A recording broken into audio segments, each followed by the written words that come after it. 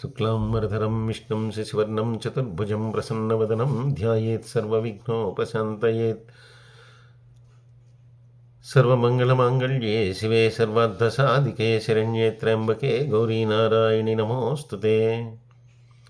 శాంతాకారం భుజగశయనం పద్మనాభం సురేశం విశ్వాకారం గగనసదృశం మేఘవర్ణం శుభాంగం లక్ష్మీకాంతం కమలనయనం యోగిహృజ్జానగమ్యం వందే విష్ణుం భవభయహరం సర్వలోకైకనాథం. గురుర్బ్రహ్మా గురుర్విష్ణు గురుర్దేవో మహేశ్వరః గురుర్సాక్షాత్ పరం బ్రహ్మ తస్మై శ్రీ గురవే నమః. ఈ ప్రేరణకు కారణమైనటువంటి గురుదేవులు బ్రహ్మశ్రీ చాగంటి కోటేశ్వరరావు గారి పాదపద్మాలకు సభక్తిపూర్వకంగా నమస్కరిస్తున్నాను.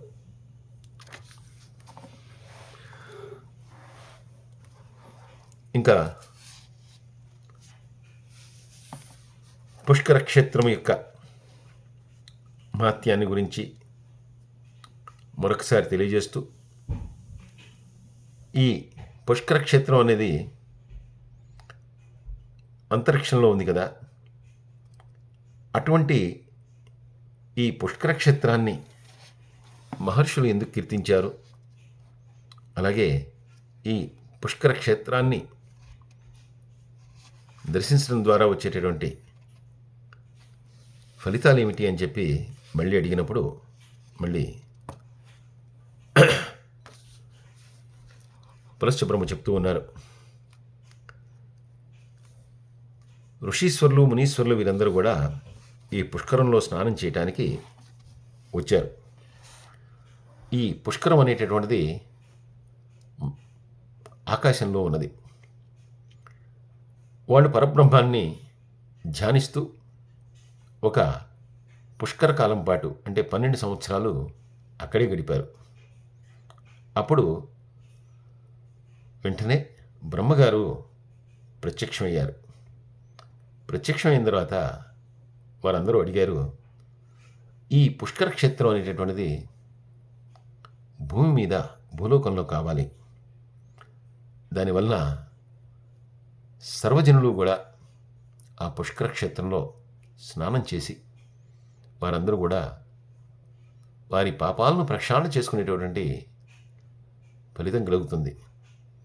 కాబట్టి ఆ పుష్కర క్షేత్రం భూమి మీదకి ఎలా వస్తుంది, అలాగే ఈ పుష్కర క్షేత్రంలో స్నానం చేసినటువంటి ఫలితం ఎలా కలుగుతుంది అని చెప్పి బ్రహ్మగారిని అడిగినప్పుడు, ఆయన ఆపోహిష్టామయోభూహ అనేటటువంటి మంత్రాలతోటి ధ్యానిస్తే కనుక ఆ పుష్కర దేవత మీ సమీపంలోకి వస్తుంది అని చెప్పి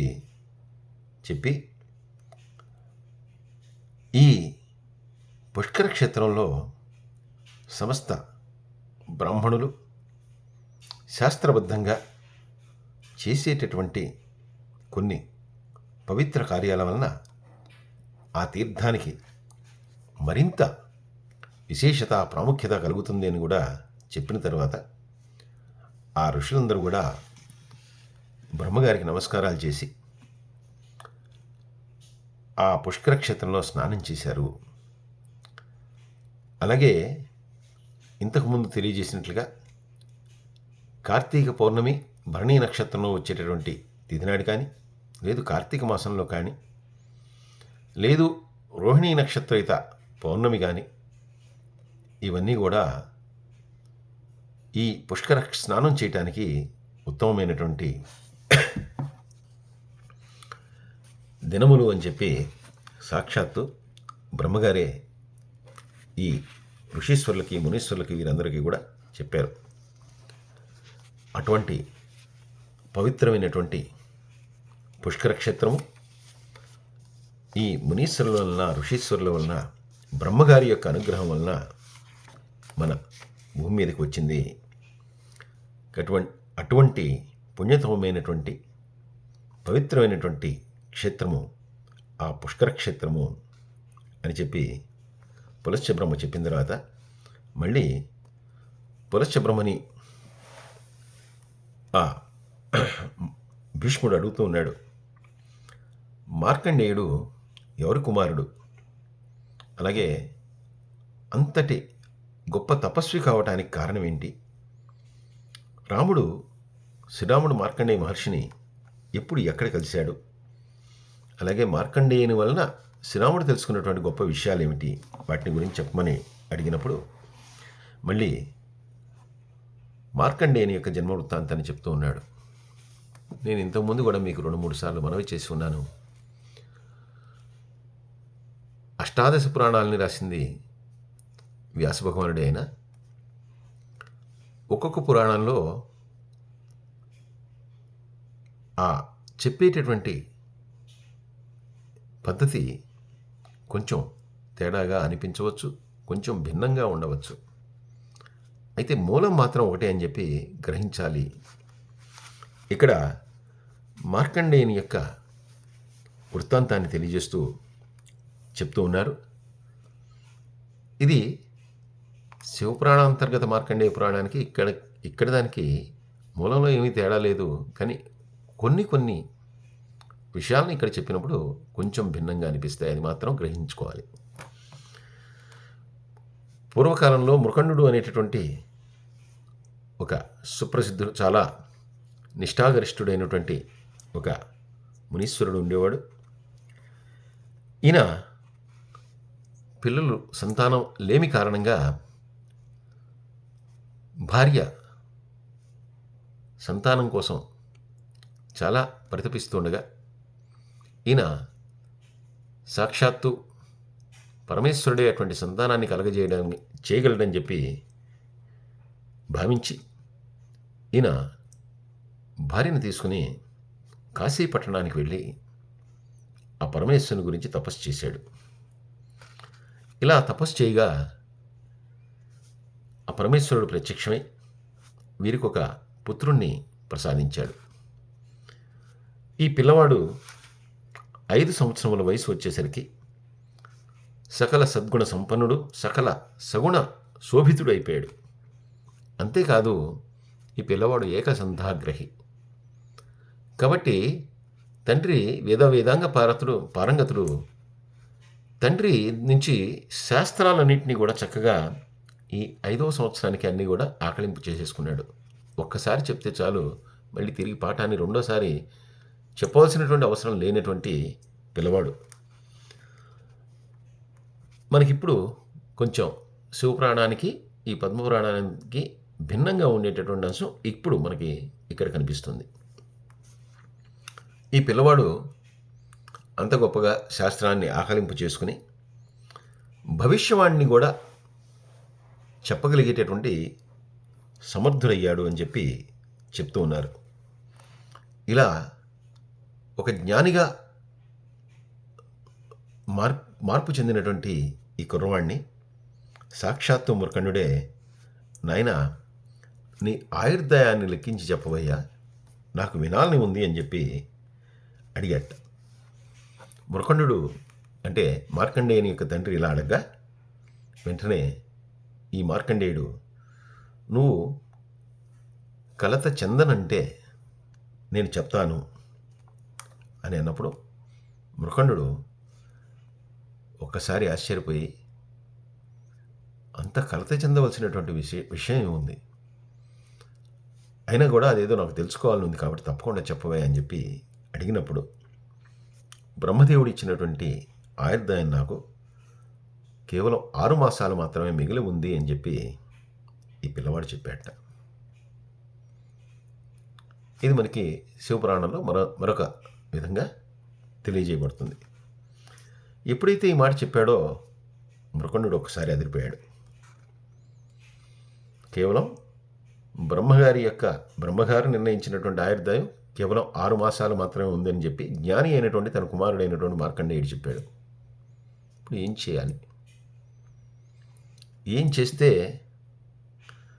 పిల్లవాని యొక్క ఆయుష్ పెరగడానికి అవకాశం ఉంటుంది? ఏమి చేయాలి?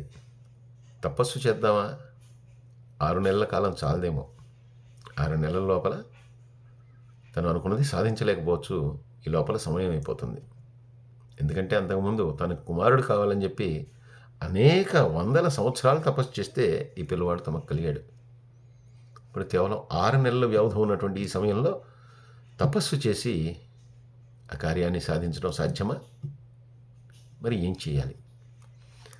ఇలా ఆలోచించినటువంటి ఈయన సరే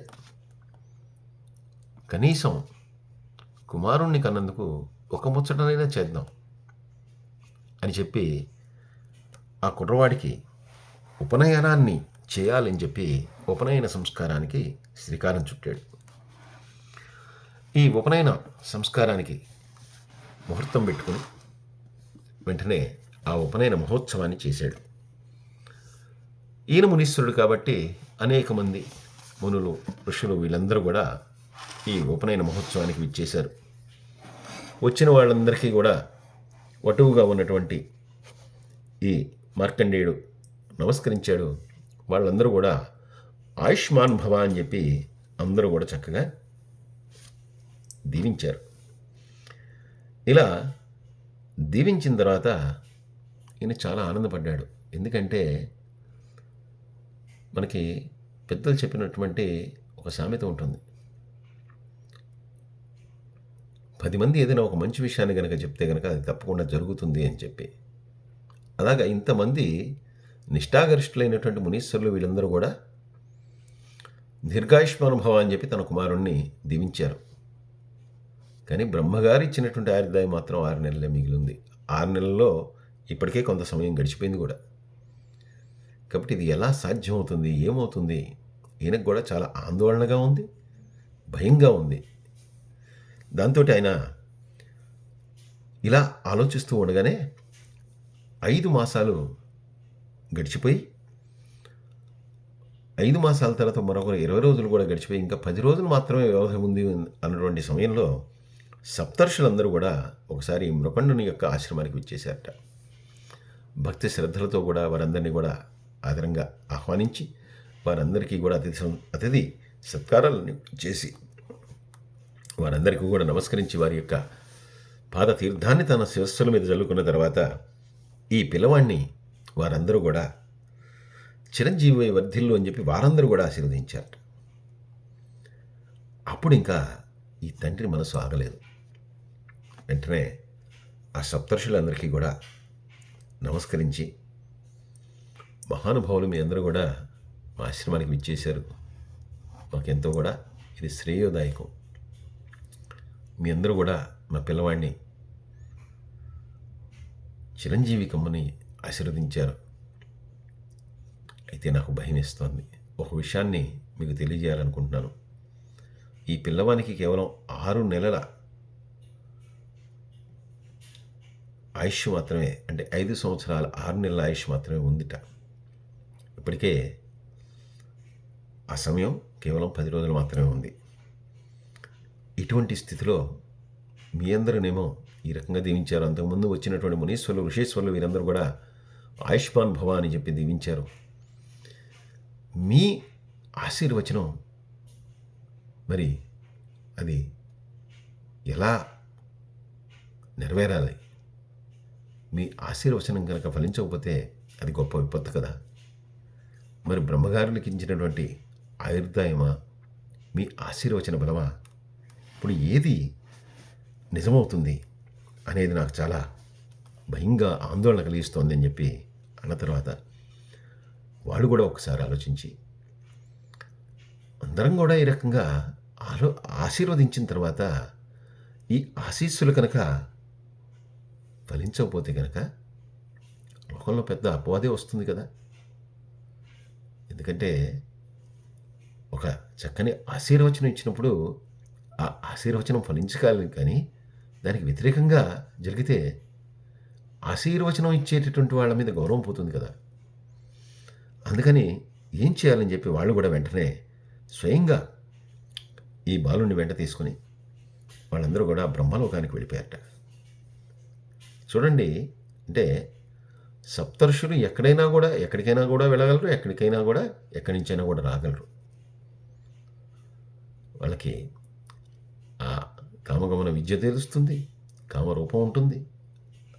కానీ ఈ పిల్లవాడిని కూడా బ్రహ్మలోకానికి తీసుకెళ్ళాలంటే ఈ పిల్లవాడికి ఆ బ్రహ్మగారి యొక్క సాక్షాత్కారము, బ్రహ్మలోక దర్శనము ఇవన్నీ కూడా ఉండబట్టే మరి ఆ పిల్లవాడికి అటువంటి ఆయుర్దాయము ఇవన్నీ కూడా కలిగి ఉంటాయి. ఇప్పుడు ఆ పిల్లవాడిని తీసుకుని వెళ్ళిపోయారు. వెళ్ళిపోయిన తర్వాత సప్తఋషులందరూ కూడా నమస్కరించారు బ్రహ్మగారికి. ఈ పిల్లవాడు కూడా నమస్కరించారు. వాళ్ళందరూ కూడా ఒక పక్కన నిలబడ్డారు. నిలబడిన తర్వాత చాలా చిన్న పిల్లవాడు, అందులో ఉపనయన సంస్కారం పూర్తయినటువంటి పిల్లవాడు చూడంగానే బ్రహ్మదేవుడు ఆయన దగ్గరికి పిలిచి ఆయన కూడా చిరంజీవ అని చెప్పి ఆశీర్వదించాట.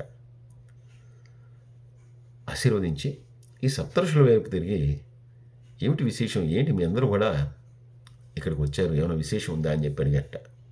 వాళ్ళందరూ కూడా నమస్కరించి, మహానుభావ, నువ్వు ఏమనైతే ఈ పిల్లవాడిని ఆశీర్వదించావో ఆ ఆశీర్వచనాన్ని, నీ దీవెనల్ని లభింపజేయటమే మా ఉద్దేశం, అంతకంటే పెద్ద ఉద్దేశం ఏం లేదు. నువ్వు చిరంజీవా అని దీవించావు, ఆ చిరంజీవిగా ఆ పిల్లవాడు ఉండటమే మా యొక్క ఉద్దేశం, అంతకంటే ఏమీ లేదన్నట్టు. బ్రహ్మగారికి ఆశ్చర్యం కలిగి, ఏమిటిది మీరు చాలా విచిత్రంగా మాట్లాడుతున్నారు, ఇంతకుముందు ఎప్పుడు ఇలా మాట్లాడలేదు ఏమిటి అంటే, వాళ్ళు ఉన్న విషయాన్ని చెప్పారట. మహానుభావ, నువ్వు ఈ పిల్లవాడికి ఇచ్చినటువంటి ఆయుర్దాయం 5 సంవత్సరాలే. ఈ 5 సంవత్సరాలు 6 నెలలు మాత్రమేట. కానీ అది పూర్తయిపోయింది. ఇంకొక 2-3 రోజుల్లో అది పూర్తి కావస్తోంది. కానీ సప్తర్షులైనటువంటి మేమందరం కూడా ఉపనయన మహోత్సవానికి వెళ్ళి వచ్చినటువంటి ఋషీశ్వరులు కానీ, మేము కానీ, మేమందరం కూడా ఈ పిల్లవాడిని ఆయుష్మాన్ భవ అని చెప్పి, చిరంజీవ అని చెప్పి ఆశీర్వదించాం. ఇప్పుడు మా ఆశీస్సులు ఎక్కడ నెరవేరవో అని చెప్పి భయం వేసింది. అలాగే మీరు కూడా చిరంజీవ అని చెప్పి ఆశీర్వదించారు. కానీ మీ రాతని చెరిపేటటువంటి దుస్సాహసం ఎవరూ చేయలేరు కదా. కాబట్టి ఇప్పుడు దాని గురించి భయపడి ఈ పిల్లవాడిని మీ దగ్గర తీసుకొచ్చాం. ఎందుకంటే మీరు ఒకసారి నుదుట రాశారు అంటే అది శాసనమే, దాన్ని మళ్ళీ మార్పు చెందదు. కాబట్టి ఆ సందిగ్ధంలోనే మీ దగ్గరికి వచ్చాం. అయితే మీరు కూడా అలాగే ఆశీర్వదించారు అని చెప్పి అనగానే వెంటనే బ్రహ్మగారు, నేను ఏమని ఆశీర్వదించానో, మీరేమని ఆశీర్వదించానో అదే సందేహం లేకుండా అదే ఈ పిల్లవాడికి ఆశీర్వాదం అవుతుంది. కాబట్టి ఈ పిల్లవాడు చిరంజీవియే అవుతాడు. మీ సందేహం ఏదైతే ఉందో దాన్ని వదిలిపెట్టేసేయండి. అంతేకాదు, ఈ పిల్లవాడు ఆయుష్లో నాతో సమానమైన వాడు అవుతాడు. అంటే కల్ప ప్రారంభం నుండి కల్పాంతం వరకు కూడా ఉంటాడు, కల్పం అంతా కూడా ఉంటాడు. అందువల్ల ఇది నా సంకల్పము 5 సంవత్సరాలు అయ్యుండొచ్చు, కానీ ఈ పిల్లవాడు తన యొక్క తపోశక్తి చేత దీన్నంతా కూడా మార్చుకున్నాడు. కాబట్టి మీరు ఎటువంటి సందేహం మీరు పడవలసినటువంటి అవసరం లేదు. ఈ కుర్రవాడు పూర్ణాయుష్కుడే కాదు, శతాయుష్కుడే కాదు, ఈ పిల్లవాడు చిరంజీవి అని చెప్పి ఆయన ఆశీర్వదించారు. ఆయన ఆశీర్వదించిన తర్వాత, బ్రహ్మగారి ఇలా ఆశీర్వదించిన తర్వాత వారందరూ కూడా సాక్షాత్తు బ్రహ్మగారి ఆశీర్వదించారు, ఇంకా భయపడవలసినటువంటి అవసరం ఏముంది అని చెప్పి వాళ్ళందరూ కూడా ఈ పిల్లవాడిని తీసుకొచ్చి మళ్ళీ ఆ మృకండుడి యొక్క ఆశ్రమంలో వదిలిపెట్టేసి, మృకండుడికి ఆయన భార్యకి ఈ విషయాన్నంతా కూడా తెలియజేసి వారు తమ యొక్క తీర్థయాత్రలకి వెళ్ళిపోయారట.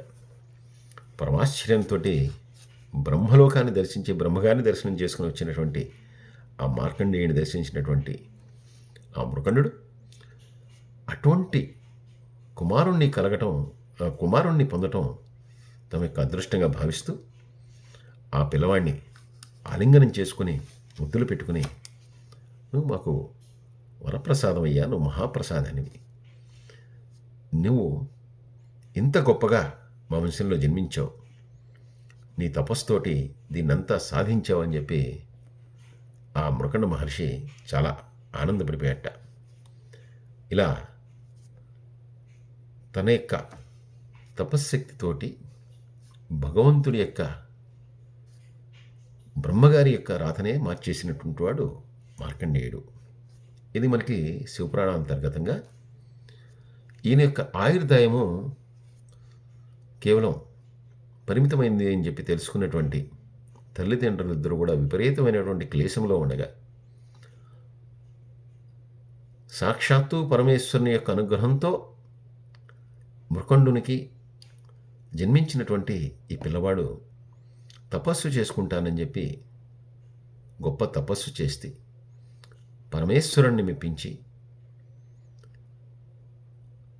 యముణ్ణి ఎదిరించి ఈ పిల్లవాడు చిరంజీవిగా మారతాడు పరమేశ్వరుని యొక్క అనుగ్రహంతో అని చెప్పి మనకి శివపురాణాంతర్గతంగా చెప్పబడుతుంది.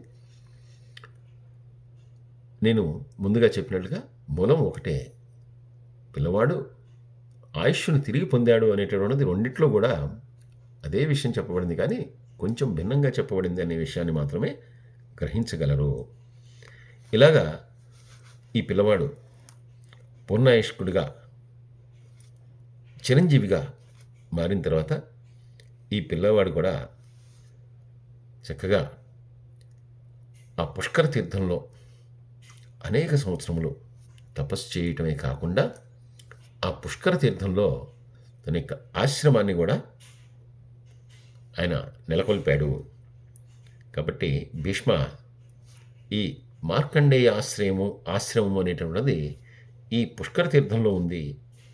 ఎవరైతే పుష్కర తీర్థాన్ని దర్శించి పుష్కర తీర్థంలో స్నానం చేసి ఈ మార్కండేయుని యొక్క ఆశ్రమాన్ని దర్శిస్తారో వారు సకల పాపముల నుండి కూడా విముక్తిని పొందుతారు అని చెప్పి భీష్మునికి ఆ పులస్య బ్రహ్మ మార్కండేయుని యొక్క జన్మ వృత్తాంతాన్ని గురించి అలాగే పుష్కర తీర్థంలో ఉన్నటువంటి మార్కండేయ ఆశ్రమం గురించి ఈ పద్మపురాణ అంతర్గతంగా తెలియజేశారు. సర్వే జనా సుఖినో భవంతు, సమస్త లోకా సుఖినో భవంతు. స్వస్తి.